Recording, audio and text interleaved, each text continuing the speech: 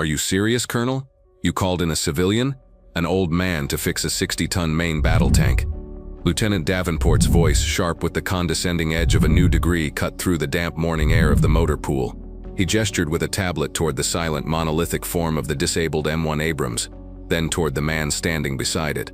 Thomas Wilson, 78 years old and clad in simple grease-stained coveralls, didn't so much as flinch. His hands were tucked into his pockets, his body relaxed, but his eyes were fixed on the tank. They were the pale, washed-out blue of a man who had spent a lifetime staring into desert horizons, and they held a stillness that seemed to absorb the young officer's contempt without reflection. He was listening, not to Davenport, but to the silence of the great machine. Colonel Miller, the man who had made the call, stood a few paces back, his face a mask of strained neutrality. He knew he was taking a risk. This wasn't just any tank. It was the lead vehicle for a critical readiness exercise starting in less than 48 hours. Every second it sat here dead on the concrete was another nail in the coffin of his brigade's reputation. Davenport, oblivious to the deeper currents of the situation, pressed his advantage.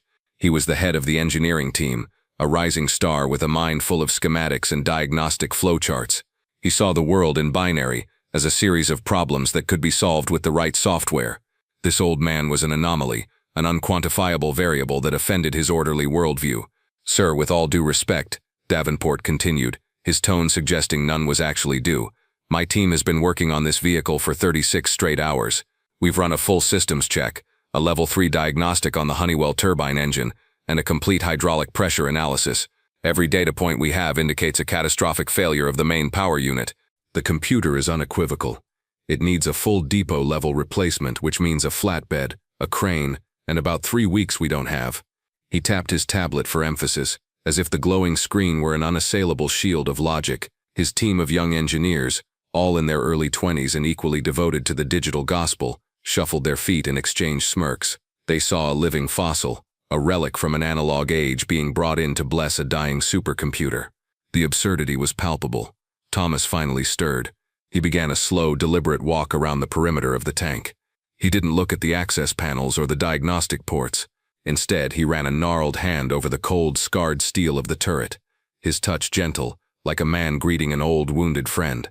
The Abrams sat low on its torsion bars, a behemoth of depleted uranium and composite armor, humbled by a ghost in its own machine.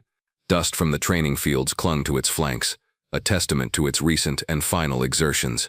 He stopped near the rear of the tank, near the massive engine grills, and turned his head slightly, as if catching a scent on the wind. His voice, when it came, was quiet and gravelly, a stark contrast to Davenport's clipped precision. "How did she sound before she died?" Davenport blinked, thrown by the simplicity of the question. Sound? The engine output was nominal until the point of failure. The decibel readings were within standard operational parameters. Thomas's gaze didn't waver. "That's not what I asked. I asked how she sounded. Was it a clean shutdown or a dirty one? Did she scream or did she choke?" A few of the younger mechanics shifted uncomfortably. They had been there. They had heard it, but they had never thought to describe it in such a way. The data log shows a sudden, complete loss of power. "Any strange smells?" Thomas asked, his eyes now scanning the hydraulic lines running along the chassis. "Burnt fluid, ozone, anything sharp?" Davenport scoffed, regaining his footing. This was the primitive nonsense he'd expected. "Sir, we're well beyond smells and vibrations. This is a 1,700 horsepower gas turbine engine, not my grandfather's lawnmower. The onboard computer monitors thousands of metrics per second. If there was an issue, it would have been logged. The computer only knows what you tell it to look for," Thomas said softly, almost to himself. He knelt down, his old knees protesting with a faint creak, and peered at the massive road wheels, tracing a line of sight along the suspension. The humiliation was becoming a spectacle. Other soldiers, drawn by the unusual sight of a civilian being given access to a broken main battle tank, began to gather at a respectful distance. Their whispers created a low hum beneath the tension. They could feel the friction between the two men, the clash of two entirely different worlds. Davenport decided he'd had enough. This old man wasn't just wasting his time, he was undermining his authority in front of his team and now half the motor pool. He stepped forward, planting himself between Thomas and the tank. "Colonel Miller, I have to insist," he said, his voice rising. "This is a waste of valuable time and a breach of protocol. My team is ready to begin prepping the tank for transport to the depot. Please ask your guest to leave the motor pool. He's a civilian liability in a restricted area. Colonel Miller's face tightened. He opened his mouth to speak, but Thomas preempted him. The old man slowly got to his feet, pulling a worn, greasy object from the pocket of his coveralls. It was an old Zippo lighter, its silver plating worn down to the brass in smooth patches. He flicked it open and closed with a practiced rhythmic click-clack, the sound sharp and clear in the tense silence. Davenport let out a short, incredulous laugh. "What are you going to do now?" "Fix a 60-ton tank with a cigarette lighter." The sound of the Zippo, the metallic snap, was a key turning a lock in Thomas's mind. For a fleeting second, the gray, overcast sky of the motor pool vanished, replaced by a blinding, sand-blasted sun. He was 25 again, suffocating in the cramped engine bay of his own Abrams, the hell on wheels. The air was thick with the smell of diesel and fear. Outside, the world was a maelstrom of screaming shells and the terrifying roar of an Iraqi Republican Guard tank company cresting the dune. His comms were dead. His fire control was dark. His tank, his crew, his world was dead in the water. Over the static, he could hear his commander's frantic, fading shouts about an imminent overrun. And in that hellish darkness, there was only one pinprick of light, the tiny flickering flame of that very same Zippo, illuminating a hairline crack in a secondary fuel line, a crack so small that the advanced diagnostics of the day had missed it completely. He remembered the desperate, frantic work of his hands, wrapping the line, using a clamp he'd salvaged from a broken radio, his knuckles bleeding, his heart hammering against his ribs. He remembered the desperate prayer he'd uttered as he hit the ignition, and the glorious, life-affirming scream of the turbine catching, roaring back to life, just as the first enemy T-72 appeared in his sights. The memory, vivid and violent, was gone in an instant. Thomas's eyes, which for a moment had reflected the fire and terror of battle, were once again calm and steady. He snapped the Zippo shut. He looked at the smug, dismissive face of the young lieutenant. "Something like that," he said. From across the motor pool, Sergeant Price watched the scene unfold. He was a tanker, part of the crew whose steel beast now sat broken and silent. He had been quiet until now, intimidated by the lieutenant's rank and supreme confidence. But he had also grown up on stories, told in hushed, reverent tones by old NCOs in dusty VFW halls. Stories of a legendary mechanic from the Gulf War, a ghost of a man they called Willie, who could feel what was wrong with a tank just by laying a hand on its hull. A man who could coax dead machines back to life with nothing but intuition and a handful of tools. He never thought he'd see the man in person, but when Colonel Miller had first introduced the quiet old civilian as Thomas Wilson, a name from the legends had clicked into place.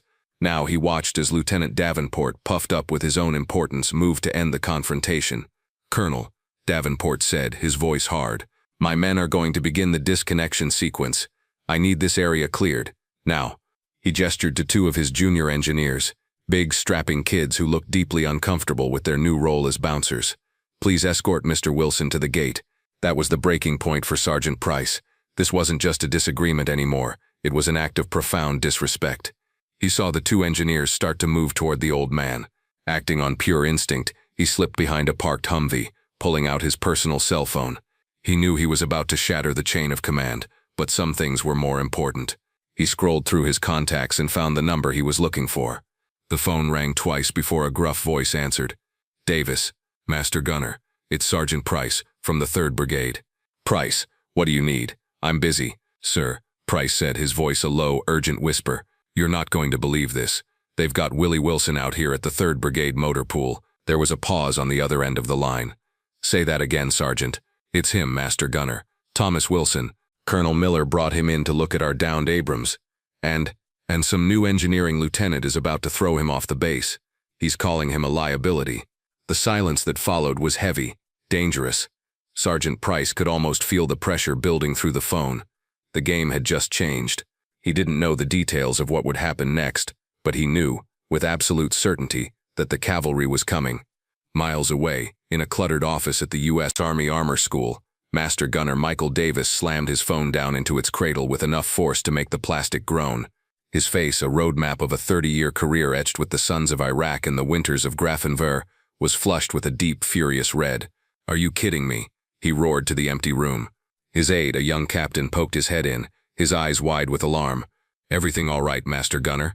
Davis ignored him.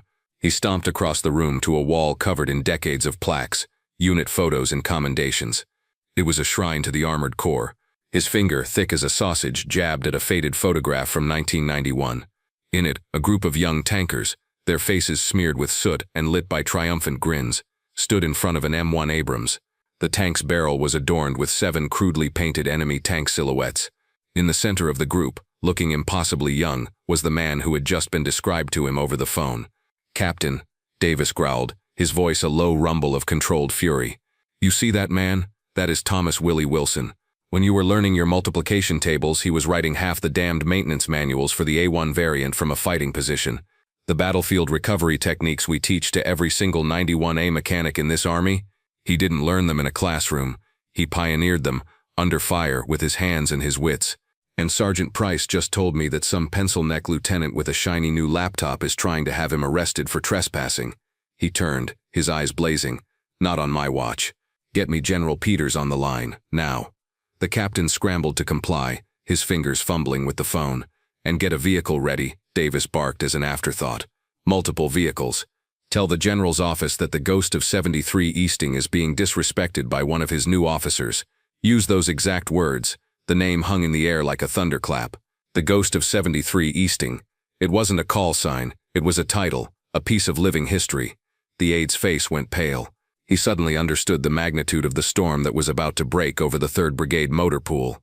The urgency was no longer about a broken tank, it was about defending the honor of a legend. Back at the motor pool, Lieutenant Davenport was savoring his victory. Colonel Miller, though visibly distressed, had not countermanded his order. The 2 young engineers, hesitant but obedient, had approached Thomas Wilson. The old man hadn't moved, but he looked at them with an expression not of anger but of deep, weary disappointment. Davenport decided to deliver the final blow himself, a clear and public reassertion of his authority.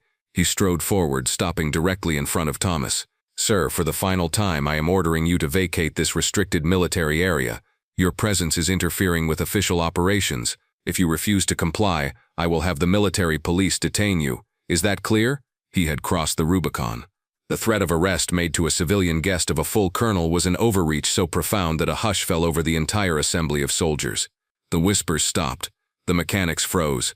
This was no longer a simple jurisdictional spat. It was a public and brutal humiliation of an old man. Thomas simply gave a slow, sad shake of his head. He looked past Davenport toward the silent tank as if to say he was sorry. It began as a low rumble, a vibration felt more in the chest than heard with the ears. It was a sound every soldier on that base knew, the sound of heavy vehicles moving at speed. But this wasn't the whine of the MP's patrol cars. This was deeper, more menacing. Heads turned toward the main road leading into the motor pool. Within seconds, a convoy of black command vehicles and sand-colored Humvees came into view, moving far too fast. They didn't slow down. They fanned out and screeched to a halt in a perfectly executed tactical formation, their tires kicking up clouds of dust and gravel. The entire motor pool was suddenly enveloped in an atmosphere of crisis. Doors flew open with synchronized precision. Out stepped a 2-star general, his uniform immaculate, his bearing radiating an aura of absolute command. He was flanked by the furious-looking Master Gunner Davis and a retinue of senior NCOs and officers, men whose chests were heavy with ribbons and whose faces were set like stone. They moved as one, a wave of rank and righteous anger rolling across the concrete. Every soldier in the vicinity, from the lowest private to Colonel Miller, snapped to the position of attention. Jaws hung open. Lieutenant Davenport, who had been puffed up with his own authority just a moment before, seemed to shrink, his face draining of all color. He looked like a man who had just realized he'd mistaken a hornet's nest for a football. The 2-star general, whose nameplate read Peters, completely ignored Davenport. He ignored Colonel Miller. His eyes, like laser sights, were locked on one person only, the old man in the greasy coveralls. He strode across the tarmac, his boots echoing with purpose, and stopped precisely 3 feet in front of Thomas Wilson. In the dead silence, he brought his hand up in the sharpest, most impeccably respectful salute of his long career. His voice, a commander's baritone accustomed to booming across parade grounds, was clear and strong. "Mr. Wilson," General Peters declared, his voice carrying to every corner of the motor pool. "It is a distinct honor, sir." Thomas, looking slightly taken aback by the sudden fanfare, returned a slow, tired nod. Then Master Gunner Davis stepped forward, positioning himself so he was looking directly into Lieutenant Davenport's terrified eyes. His voice was not loud, but it was cold as steel and carried the weight of 30 years of authority. "Lieutenant," he began, letting the rank hang in the air like an accusation, "you stand there with your tablet and your degree, and you see an old man. You see a problem for your flowchart. Let me tell you what I see." He paused, letting the entire motor pool lean in. I see the man who, during Operation Desert Storm, had his tank platoon cut off and ambushed in the Battle of 73 Easting. I see the man whose tank took 2 direct hits from enemy T-72s, disabling his communications and his advanced fire control system. While under continuous hellacious fire, this old man crawled into his own engine compartment, manually diagnosed and repaired a severed hydraulic line, and single-handedly restored power to his turret. He then proceeded to manually sight and destroy 7, let me repeat that, 7 frontline enemy tanks. A collective gasp went through the crowd of soldiers. They were no longer just watching a confrontation, they were witnesses to the unveiling of a myth. He didn't have a laptop to tell him what was wrong, Lieutenant. Davis continued, his voice dripping with scorn. He did it with a standard-issue wrench, a spare hose, and the Zippo lighter he still carries in his pocket, which he used for light. And when it was over, he didn't write a report asking for a medal. He wrote the new emergency repair procedure for the entire M1 fleet, a procedure that saved countless American lives and tanks for the next 30 years. This man is not a civilian. He is not a liability. He is a living, breathing legend of the United States Armor Corps, and you, son, just tried to have him thrown out like a piece of trash. The silence that followed was absolute, broken only by the distant hum of the bass. The soldiers stared at Thomas Wilson with a new profound reverence. He was no longer just an old man. He was the ghost of 73 Easting, a figure of battlefield lore made flesh. Sergeant Price, the tanker who made the call, felt a surge of pride so intense it almost brought him to his knees. Davenport's team of young engineers looked at the ground, their faces burning with a shame that was almost painful to watch. General Peters then turned his glacial gaze upon Lieutenant Davenport. The air around them seemed to drop 20 degrees. "Lieutenant," the general said, his voice deceptively calm, "you have a degree from MIT. That is commendable. It teaches you how a machine is supposed to work. Men like Mr. Wilson here," he gestured to Thomas, "they understand how a machine actually works, especially when it's broken, on fire, and surrounded by people who are actively trying to kill you. You, son, have confused knowledge with wisdom. You showed arrogance where you should have shown humility, and you showed contempt for the very experience this army is built upon. You will report to Master Gunner Davis tomorrow morning at 0500 hours. He is going to personally re-educate you on the meaning of respect, and you will learn it from the ground up, starting with a floor buffer and a bucket." The rebuke was total, a public and devastating dressing down that would follow Davenport for the rest of his career. It was a career that had just been saved from obliteration and put on a path to redemption, though he didn't know it yet. All eyes then turned to Thomas, the quiet center of the storm. He finally spoke, his voice soft but carrying easily in the charged silence. He wasn't looking at Davenport or the general. He was looking at the tank. "It's not the boy's fault, General," he said, his voice full of a surprising gentleness. "He's been taught to trust the computer. He's been taught to look at the numbers. But a tank has a soul. It groans and shivers and complains long before it gives up. You just have to learn how to listen." He then turned and met Lieutenant Davenport's gaze. There was no malice in his eyes, no "I told you so." There was only the quiet patience of a master craftsman looking at a struggling apprentice. "You ran all the diagnostics," Thomas said, "but did you talk to the crew? Did you ask Sergeant Price here what he heard in those final seconds, what he felt through the floor plates?" Davenport, stripped of all his intellectual pride, could only shake his head, utterly and completely humbled. Thomas nodded slowly, then walked back to the Abrams. "Give me a heavy torque wrench," he said to one of the nearby mechanics. A large, heavy wrench was passed to him, its steel surface gleaming with oil. As his hand closed around the tool, one final brief memory flashed through his mind. The desert sun again, but this time there was no battle. He was standing in a line of soldiers being recognized for valor. But his commanding officer wasn't pinning a medal on his chest. Instead, he pressed a heavy, brand-new torque wrench into his hand. "The Army gives out medals, Willie," the officer had said, his voice gruff with emotion. "Tankers give tools. Never trust a man who hasn't skinned his own knuckles." Thomas walked not to the rear engine compartment, but to a small, seemingly insignificant hydraulic fluid reservoir located near the base of the turret ring. It was a component so basic, so low-tech, that Davenport's advanced diagnostics would have overlooked it as a potential cause for a total system failure. He raised the wrench and tapped it against the reservoir's metal casing. Instead of the clear, high-pitched ping of solid steel, the wrench produced a dull, flat thud. He tapped it again. Thud. He looked up at the assembled group of engineers, mechanics, and high-ranking officers. "There's your problem," he said simply. "It's not the power unit," Thomas explained, his voice now taking on the clear, concise tone of a teacher. The entire motor pool had become his classroom. The computer is telling you the engine failed because it's reading a catastrophic pressure drop in the starter system. And it's right, the pressure is dropping to 0. But it's not the pump that's failing, it's this. He tapped the reservoir again. There's a collapsed baffle inside this primary hydraulic reservoir. It's a simple $50 part, probably failed from metal fatigue. It's fallen down and is blocking the main fluid outlet. The pump is being choked, starved of the fluid it needs to build pressure for the turbine's starter motor. The computer sees the result, 0 pressure, and calls it a catastrophic failure. It can't see the cause because the cause is a simple piece of mechanical breakdown. He then pointed to a series of valves. You can bypass it. Rig a temporary line from the secondary reservoir directly to the starter motor. It'll give you enough juice for one good start. Once it's running, the engine's own alternator will power the systems. He looked at Davenport. It's a 3-hour fix to replace the baffle, not 3 weeks. Davenport and his team of engineers watched, mesmerized as the old master, with the help of Sergeant Price, quickly and efficiently rigged the bypass line. It was a piece of elegant, practical improvisation that wasn't in any of their manuals. Within 10 minutes it was done. Thomas stepped back and gave a nod to the tank's crew chief, who was already in his position. Try her now. The crew chief hit the ignition. For a second there was only the high-pitched whine of the electrics. Then with a deep, guttural cough, the 1,700 horsepower turbine engine caught. It roared to life with a deafening blast of sound and a plume of heat that sent a shimmer through the air. The M1 Abrams, the dead behemoth, was alive. A spontaneous, thunderous cheer erupted from the assembled soldiers. In the aftermath, things changed. General Peters, true to his word, mandated a new training module for all junior engineering officers across the armor branch. It focused on sensory diagnostics, crew interviews, and hands-on problem-solving before ever plugging in a computer.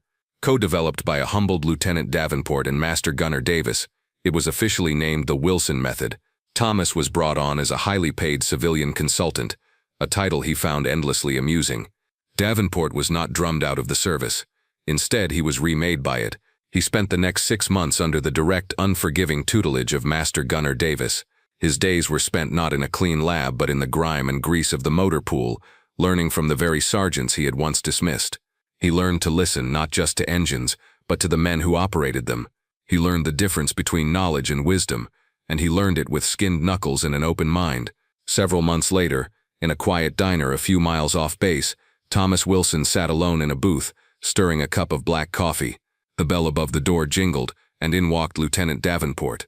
He looked different. The arrogance in his posture was gone, replaced by a quiet confidence. There was a smudge of grease on his cheek that he hadn't noticed. He saw Thomas and hesitated for a moment, then squared his shoulders and walked over to the booth. "Mr. Wilson," he said, his voice quiet and respectful. I just wanted to say thank you." Thomas looked up and a slow smile spread across his face. He gestured to the empty seat opposite him. "Sit down, son. Tell me, how's that old girl on rack 7 sounding? I heard she had a bit of a cough last week." Davenport's face broke into a genuine, unforced smile. He slid into the booth, eager to talk about the intricacies of tank maintenance, eager to learn from the master. The torch had been passed, not by regulation or by order, but by a simple act of shared wisdom. Thomas Wilson's story is a powerful reminder that wisdom is earned in dirt and steel, not just in data. If you were inspired by his unassuming valor, hit that like button, share this story with someone who respects true expertise, and subscribe to Veteran Valor for more stories like this.